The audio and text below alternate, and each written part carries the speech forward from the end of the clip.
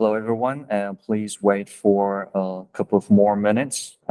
We will wait for the other guests, and we could start within 5 minutes, I think.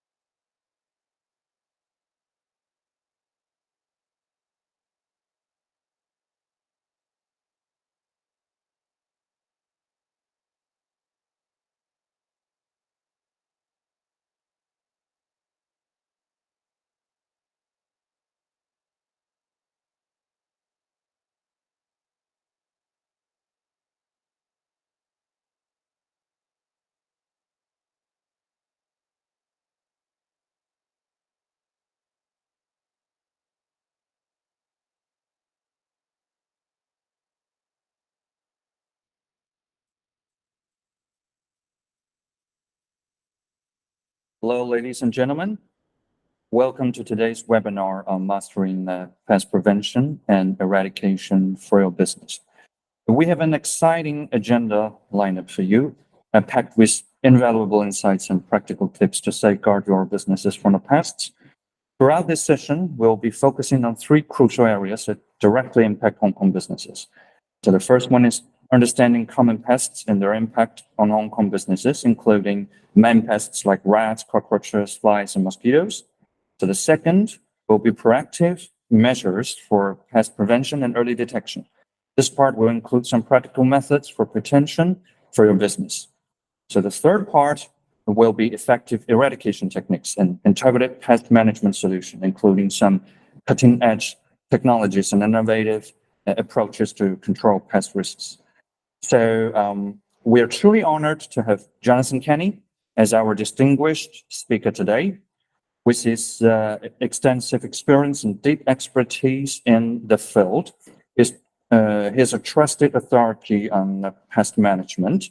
Jonathan serves as the commercial manager at Rentokil Initial Hong Kong, and his passion for safeguarding business has made him a key figure in the industry.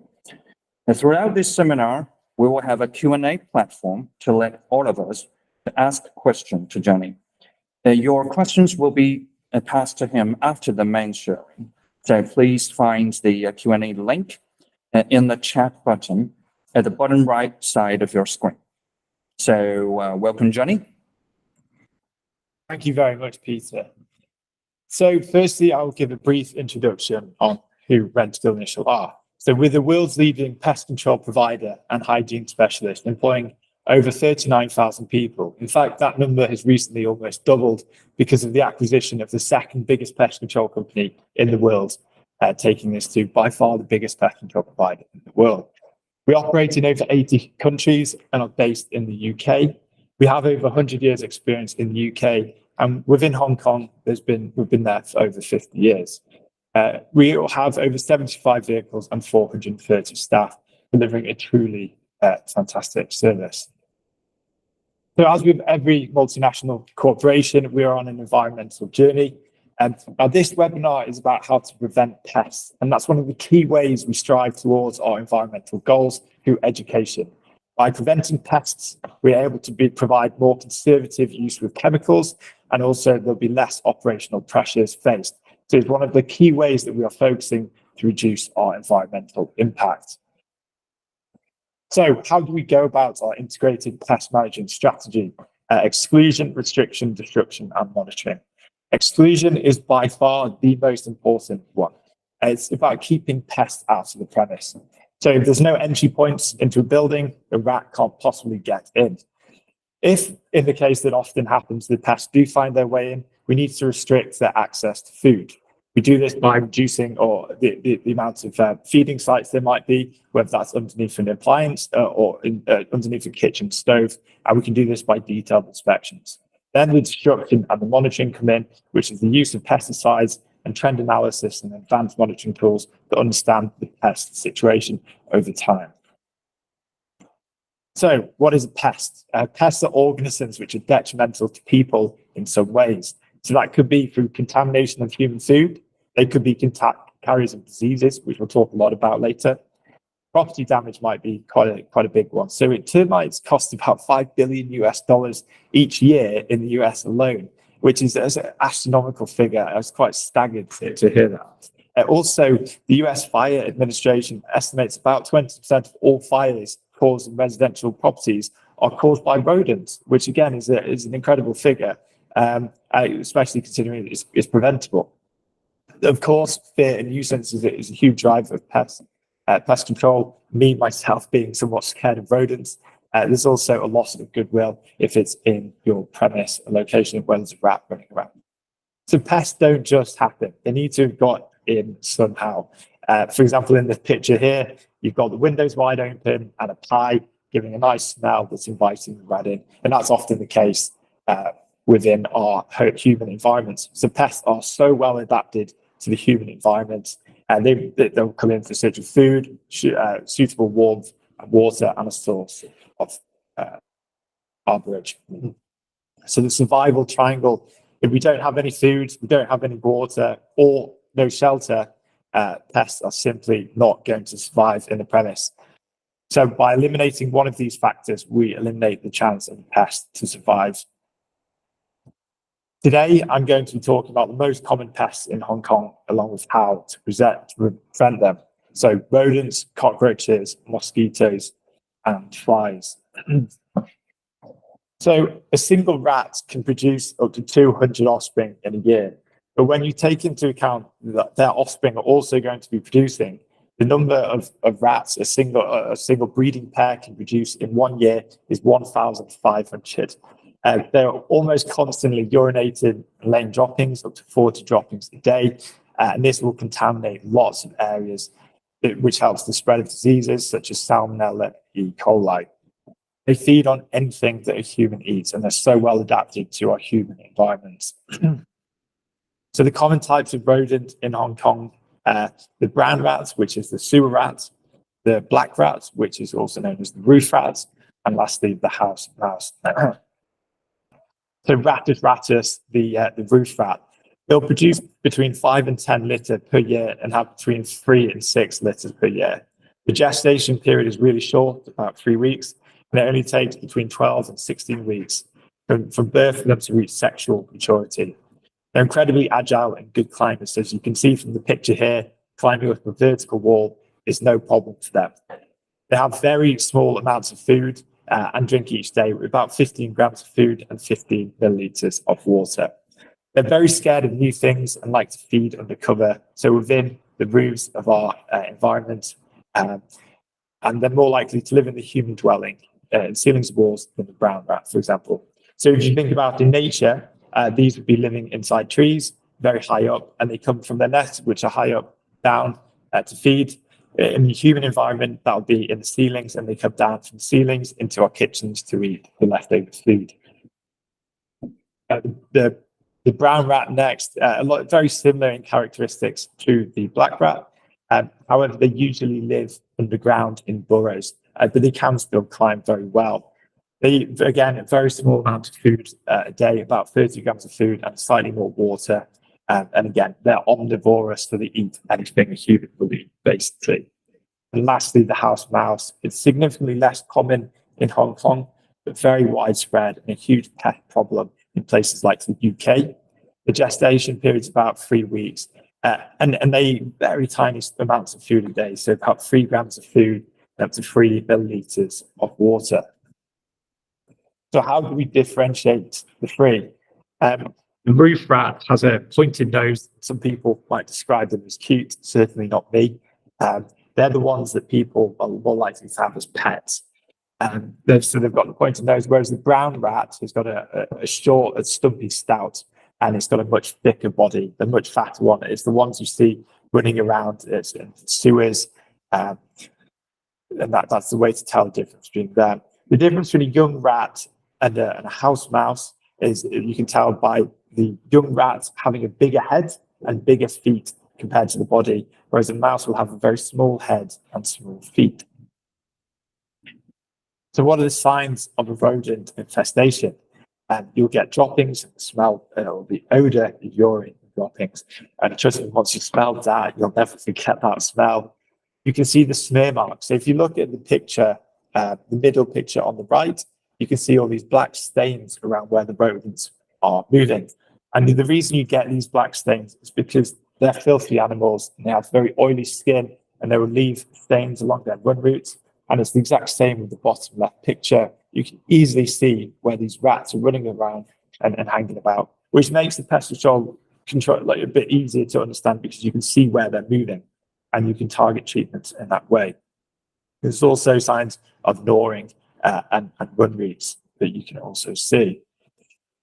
Rat droppings are not to be confused with lizard droppings. So if you see a dropping that looks like this and you think it's a rat, just check if there's a white dot near the end, because if there's white dot near the end, chances are this is actually a lizard. So how do we prevent rodents? Firstly, closing doors and making sure doors are closed at all times except when they're in use. If there's a gap underneath the door frame, we need to seal that. Anything over 6 millimeters is enough for a rodent to fit through. They can squeeze their body down into very small spaces. For context, the $2 coin is 12 millimeters. So we need half the size of a $2 coin. Anything above that is unfortunately too big. A rat can exploit that. Incoming goods should be unpacked in separate receiving areas, and disused cardboard be placed in bins with a sealed lid. And also, any gaps around utilities, piping, and even cable troughs need to be fully sealed because rats can use these to migrate throughout the buildings and access other rooms and other areas. Disused items should always be removed off-site as soon as they're no longer in use. And any stocks should be 30 centimeters away from walls to facilitate both inspection and reduce pest harborage.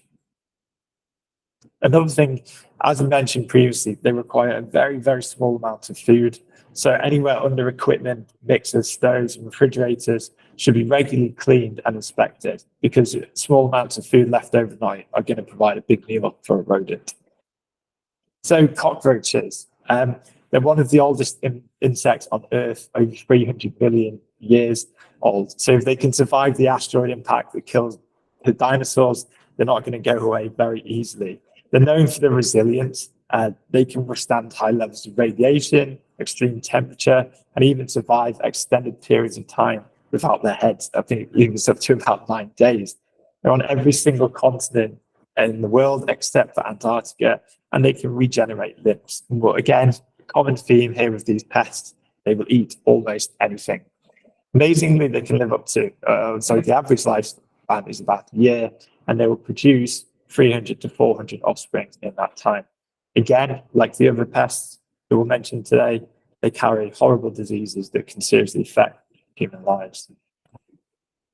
So there's over 4,500 species of cockroach. Don't worry, today we'll focus on two, the German cockroach and the American cockroach. The German cockroach will produce between 4 and 9 egg cases in a lifetime, which will contain around 40 eggs. The nymphs take 30 to 60 days to mature into adults, and the average life cycle is a bit shorter than the American cockroach, about 100 days. So they're major pests in restaurants, hotels, and apartments, and they prefer dark, secluded areas where you've got warmth. So a perfect location for them is things like the back of a microwave. The American cockroach is quite a lot larger than the German cockroach. Again, it produces a large amount of offspring in a very short period of time, and they can live up to 3 years, so a much longer period of time. They prefer much warmer and humid environments like drains or sewers, and then generally, if you find them in your house, they generally come from outside, and they're less of a risk in indoor environments than the German cockroaches are. So the typical signs of cockroaches, you might often see body fragments. So as mentioned previously, they can regenerate their limbs. So it's not uncommon to see body fragments in cockroaches. You get smear marks from the droppings, and also a strong odor associated with that. Again, it's not something to forget once you've smelled them. You can also see the egg cases as well, that are common signs of cockroaches. So how do we prevent these? When you get incoming goods, unpack the cardboard and put everything into plastic sealable boxes. You might have the cleanest premise in the world, but who knows what the factory is like where you're getting your goods from. Cockroaches will lay their eggs in cardboard. So it's really important to make sure that we get rid of that as soon as possible and throw it away in the bins. Bins should be completely lidded at all times and very clean. Cockroaches that will eat anything, they will eat our scraps, and they will eat all the dirt essentially around the bin. So the bins should be clean and fully lidded at all times. So one interesting thing about cockroaches is they exhibit a behavior called phygmotactic. They like physical contact. So if you imagine them in nature, they'll be living in piles of leaves and mulch, and it makes them feel safe. So within the human environment, they like to live in cracks. So any cracks between appliances and walls is going to be a good place for cockroaches, because they can squeeze their body really, really narrow. And that's perfect for them. Often also these cracks are places where food residues will be left, and it's extremely difficult to clean. So it's a perfect place for them. And we recommend that you seal any cracks you see as soon as possible. Again, they can survive off tiny amounts of food. So if there's any food that's been swept under appliances or kitchen equipment, it's really important to regularly check this and clean it to ensure there's no food available for the cockroaches overnight. Flies are, again, another fascinating insect with over 120,000 species of fly, with many more yet to be discovered. Some of them can beat their wings up to 200 times in a second, which is quite staggering when you think about it. Flies will live very fast, so 15 to 26 days, and produce almost up to 150 eggs in one batch. There's 6 batches in their lifespan, so it's a huge, it's hugely quick how they cope, how breeding. The common species in Hong Kong are the housefly, fruit fly, drain fly, and also the flesh fly. Again, they can spread all sorts of horrible diseases. Next, mosquitoes, the most deadly animal on Earth, responsible for over 700,000 deaths a year.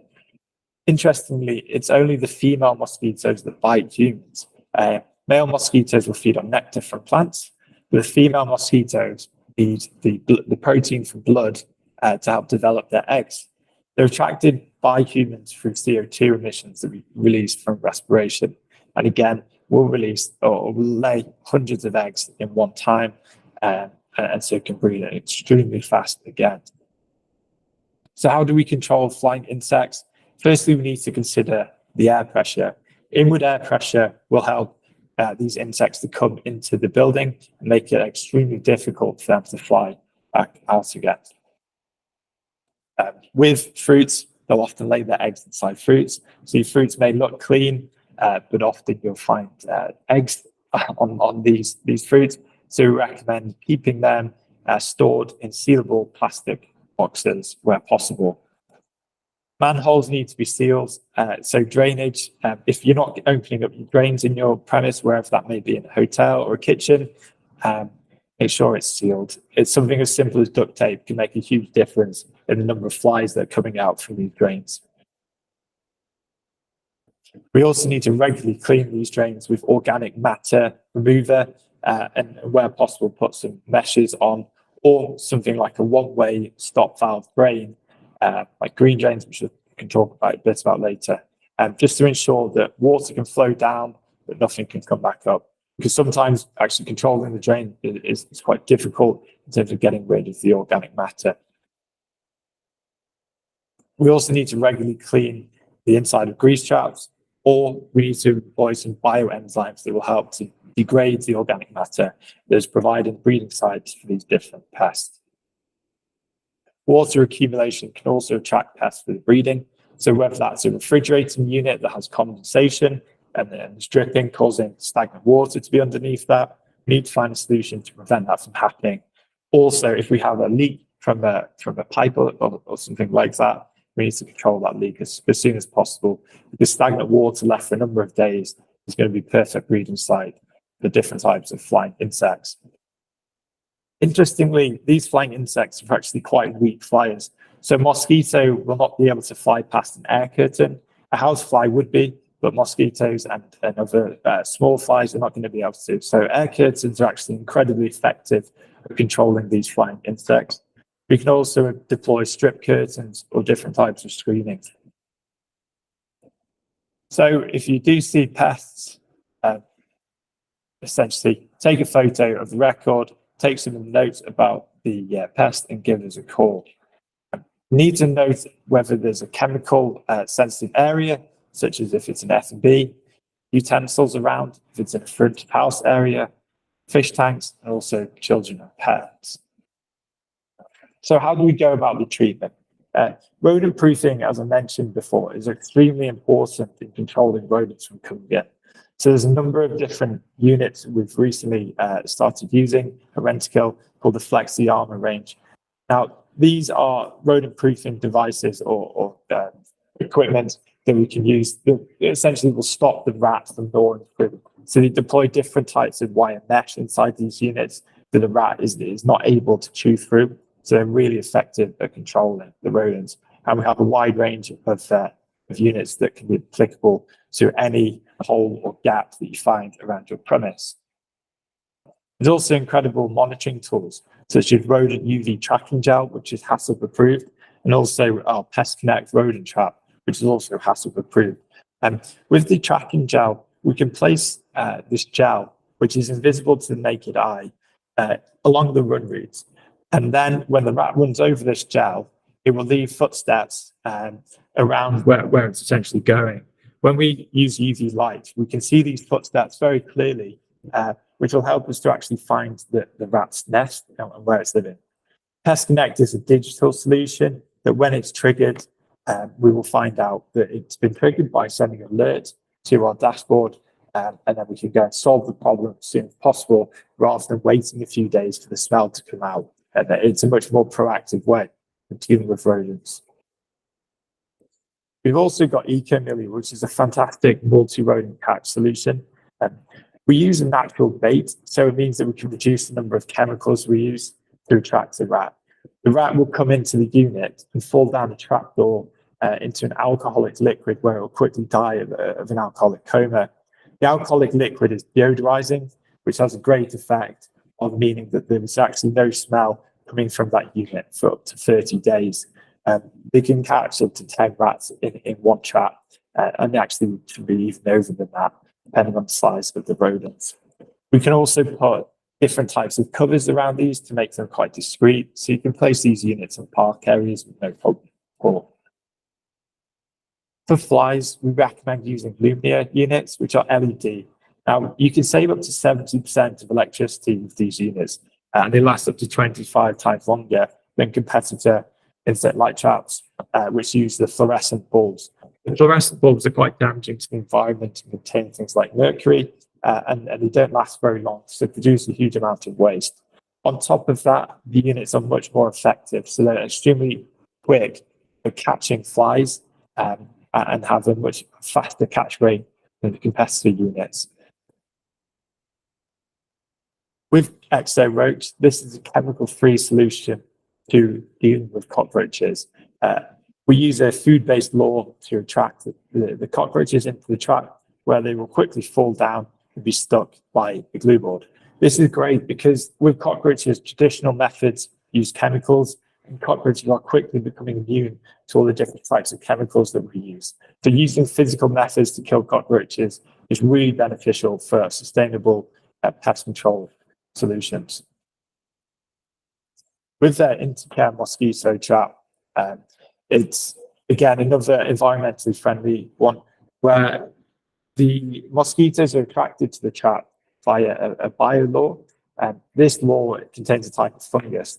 And when the mosquitoes fly into the trap, the fungus will bind to them, which will quickly kill the adult mosquito. But better than that, the mosquitoes will lay their eggs inside the trap. These eggs will never actually develop into adult mosquitoes. So it's a completely natural solution that uses biological actives rather than strong chemicals to kill the mosquitoes. Additional benefits of this is it doesn't kill pollinators, so bees and butterflies. So if we're doing fogging treatments, it's going to kill essentially every insect inside that area, where this will just target your mosquitoes. So how do we work with cooperation? Rentokil will provide the immediate short-term solution through chemical treatments and also sustained long-term solution through written and verbal recommendations. With our customers, we need on-site cooperation, so adequate preparation, but also taking action on these recommendations and moving forward to ensure that the best type of pest control takes place in the long term. So that's it from me. If there's any questions, please reach out. So now is the Q&A session. For those who have joined lately, maybe you have not heard that, but we have a link, we have a Q&A link to a platform that you can submit your question to Johnny directly. And so right now I have some questions. First one is, Johnny, do you have any information to store product insets?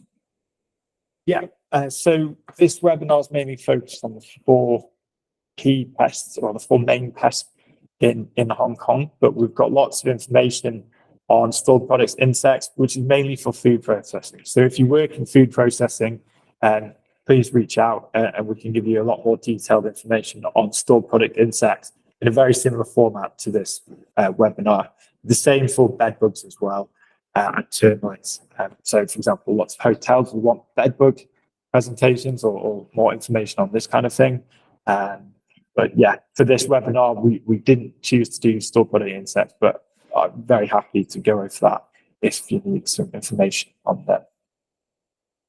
So the second question is, for Johnny, is what's the common pest control practice for laboratory settings?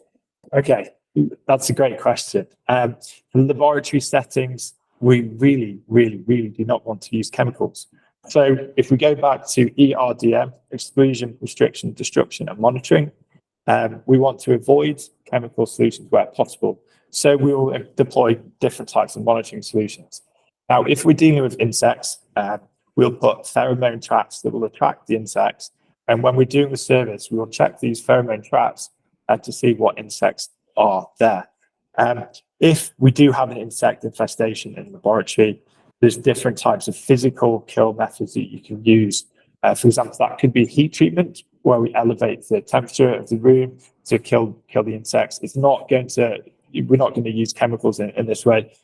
So it's quite a broad question, and it depends exactly what you want, what laboratory you're dealing with.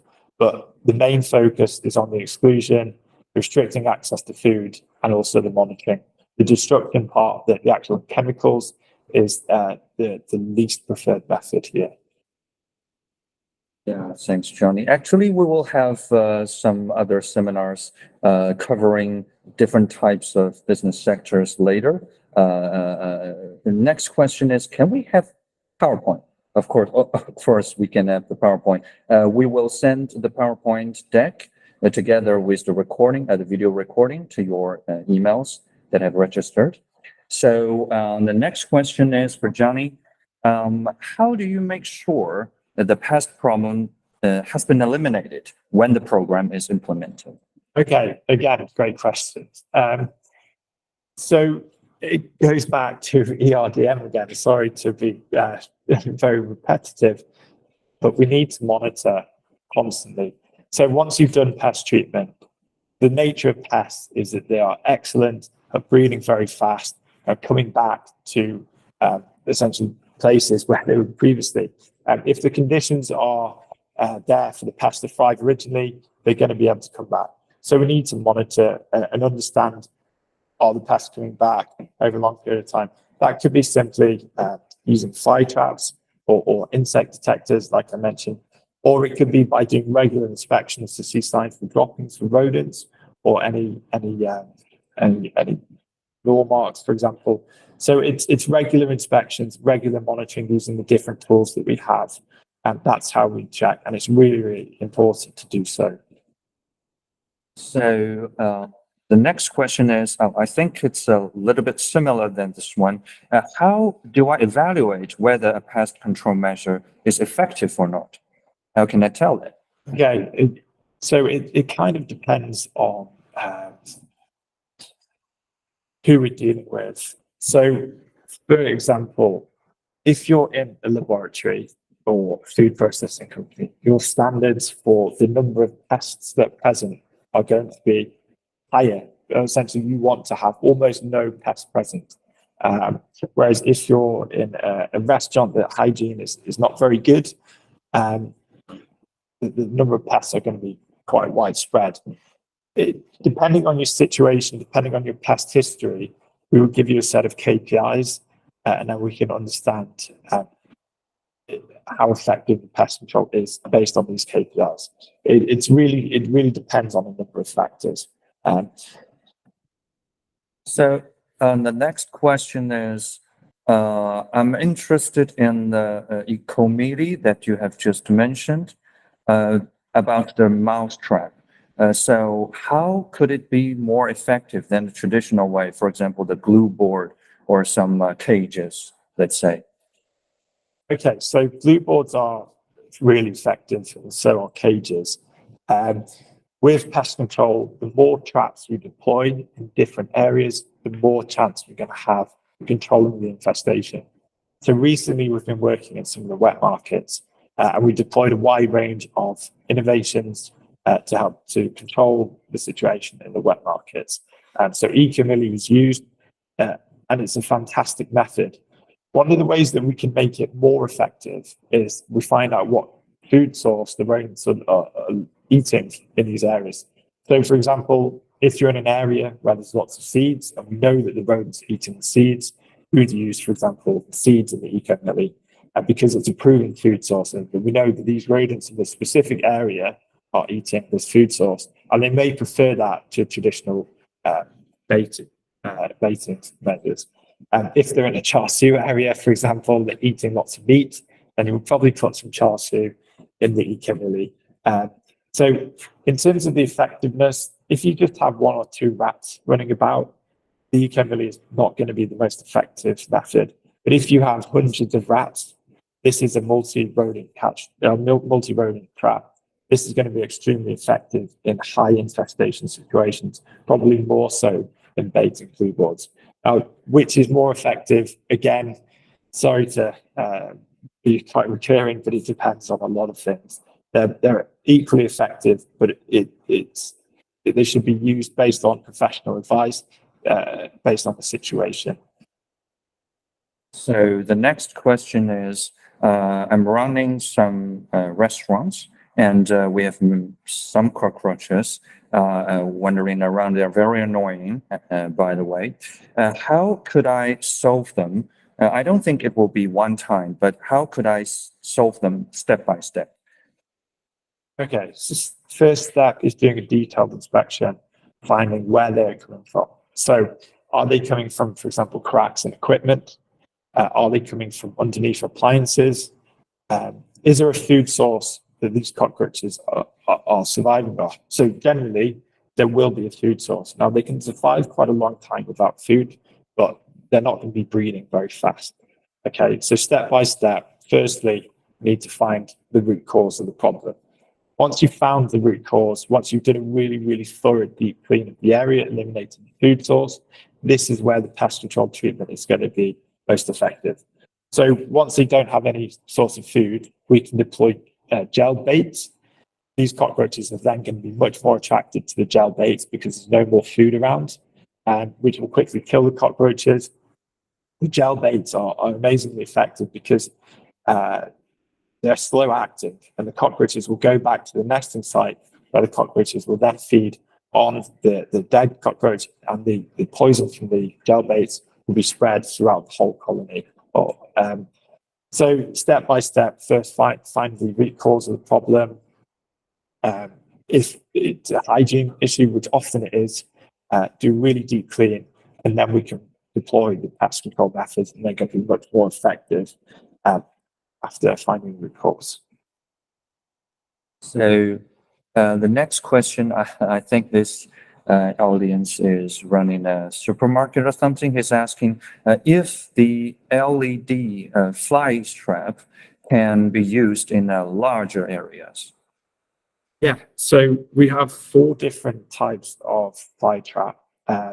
So actually 5, we just launched one this month. So the I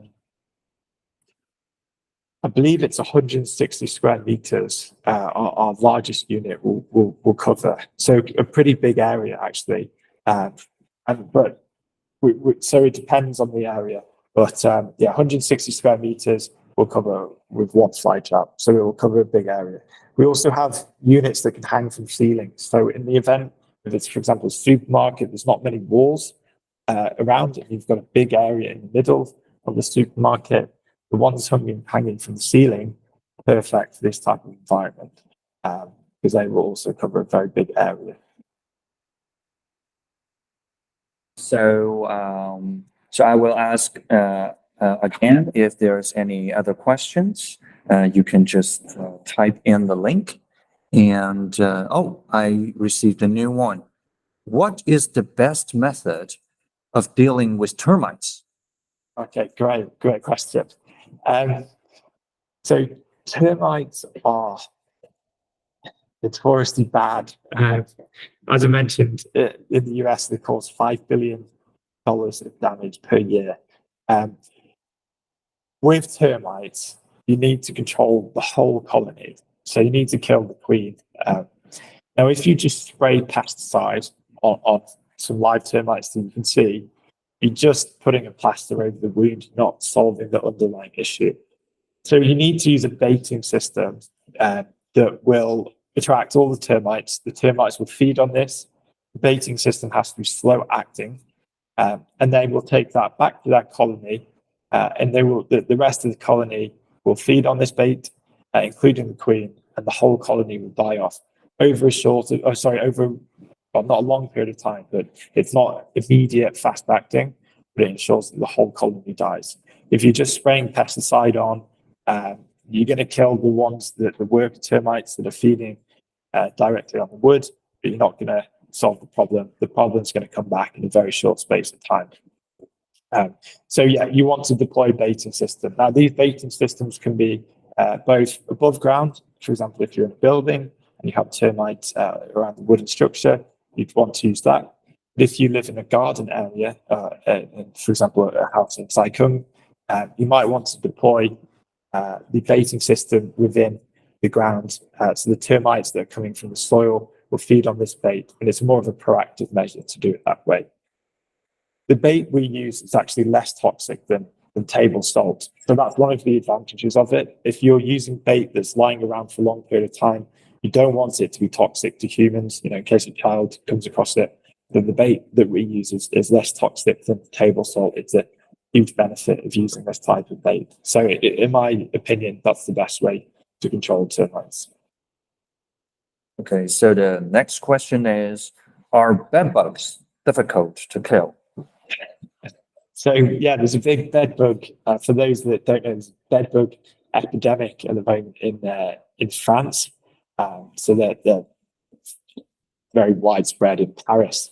Bed bugs are challenging to kill because you've got different stages of the life cycle. So if you go into a guest room in a hotel, for example, and just spray the chemicals, or just do heat treatment, for example, it might not kill the eggs. And then what you get is the bed bugs hatching and infected or feeding on people a week or so later. So traditionally, when we're dealing with bed bugs, we do 3 different treatments just to ensure that there's a complete eradication of bed bugs. You also need to consider factors such as human houses being quite complex. So in your bedroom, there'd be lots of different places for bed bugs to hide. So bed bugs will hide in really, really, really tiny cracks. So they can make their way inside your headboard, no problem. And so sometimes you might have to dismantle the headboard to do treating inside there. You'd have to treat your whole mattress, all the wooden slabs in your bed. Often you might need to treat your furniture and some of your clothing. So the list goes on and on and on. If you've got a lot of stuff in your room, you've got a lot of stuff that often needs treating. So it can make treatment quite difficult. And it doesn't happen every short period of time. It can take a few hours to do a single guest room. And again, we have to come 2 more times to ensure complete eradication. There's some pretty amazing methods that we can use. So you can use heat treatment that will essentially heat up the room to about 50 degrees, which will kill bed bugs quite fast and make sure that they're all covered. So if you've got a complex room with lots of hiding places for the bed bugs, that's quite a nice way to do the treatment, which involves no chemicals.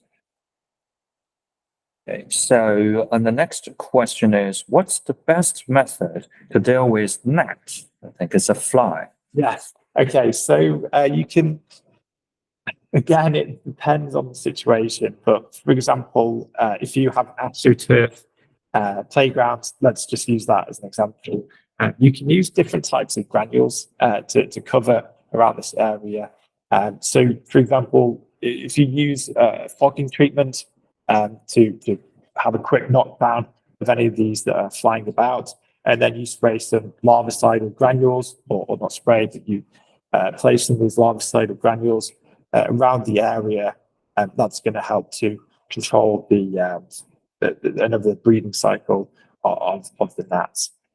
So you'd use both methods in conjunction, the fogging, but also you can use some larvicidal granules to help control it as well. Okay, so the next question is, how do you deal with snakes? And is there anything you can spray to help prevent them? Okay, snakes are difficult, and they're difficult in Hong Kong because there's regulations about who can catch snakes. Now, there's a number of different tools out there. The most commonly used method is sulfur. You can also use things like nature slide granules that are effective. But the problem with snakes, if they want to go somewhere, they'll probably just get there. So sulfur and things like nature slide granules have limited effectiveness, unfortunately. And due to the regulations in Hong Kong, we can't control them. So in other countries like Thailand, you can use types of glue traps that will essentially stop the snakes from sliding past. But in Hong Kong, it's more about prevention. So if you put sulfur all around the area, the snake is less likely to want to go or crawl over the sulfur and might turn away. But there's no guarantees with this, unfortunately. And if it rains, if a typhoon comes, the sulfur is going to be washed away or blown away in the wind. Not a typhoon is an extreme example. It can just be a windy, rainy day. So the application might have to be quite regular. And as I mentioned, there's no guarantees, unfortunately. Okay, so the next question is, besides installing flies trap, is there any other method can do to control flies problem? Yeah, so with flies, a number of methods that can be used. If we take an indoor kitchen, for example, now you need to understand what the species of fly is. Could be a drain fly. So if we're using a fly trap, when we open up the trap, we can inspect the glue board and find out what type of fly it is. So if it's a drain fly, for example, you can say, probably these are coming from the drains. So simply spraying pesticide into these drains, that's going to help to solve the problem. Fogging is an excellent way of having a quick knockdown of any flying insects. So the ones that are flying about, we can help to control that very fast. And also, if we're spraying residual pesticides into the areas, for example, underneath appliances or underneath an oven where there might be grease, which is causing the flies to have harborage, that's also going to be another good method. So generally, for pest control, if we're in an indoor area like a kitchen, we'd want a weekly service. So fogging 1 week, and then the next week we can do residual spray in all the areas, for example, under appliances and in the drains. Fogging the week after, residual spray the week after. Using these in conjunction with fly traps, both the insect light traps, so using a light source, but also traps using a chemical source as well. So using all these methods in conjunction is going to help to control all the different species of flies that you get. Okay, so the next question is, in my school, in the playground, we have many mosquitoes biting our children. So we have used foggings, but they're very smelly. So is there any solutions other than fogging to control the mosquitoes effectively? Yeah, so with fogging, if we're talking about mosquitoes, if you do fogging one day and then the next day it rains, that's going to wash away all the chemical that was sprayed. So we do need to deploy different methods with mosquitoes, especially if the school is in an area surrounded by greenery. So as mentioned, the intercare trap, this can help to control mosquito 24/7. So it's going to work at daytime, nighttime. It's going to work when they're most active. It will help to reduce the population. So when using it, for example, if you do fogging on a weekly basis, as soon as the fogging happens, the number of mosquitoes will quickly rebound. Fog again, the numbers will drop and they'll quickly rebound. With using fogging alongside intercare, you'll find that the numbers don't rebound as fast and they stay significantly lower for longer periods of time. So using things like intercare are great. The mosquitoes are attracted to that because it's a water source. But also when they lay eggs inside this trap, it releases pheromones for more mosquitoes to come and lay eggs in this trap. So that's one attractant. And you can also use CO2 mosquito traps that can attract the mosquitoes through that. And also there's different types of light emitting mosquito traps. So using a number of methods, again, is the preferred approach because you attract them through different ways. The fogging's great at causing a quick knockdown. So the day after fogging, don't expect many mosquitoes to be flying around.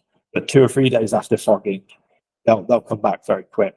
So you do need additional traps, whether that's intercare, whether that's a light trap, or for example, a CO2 trap.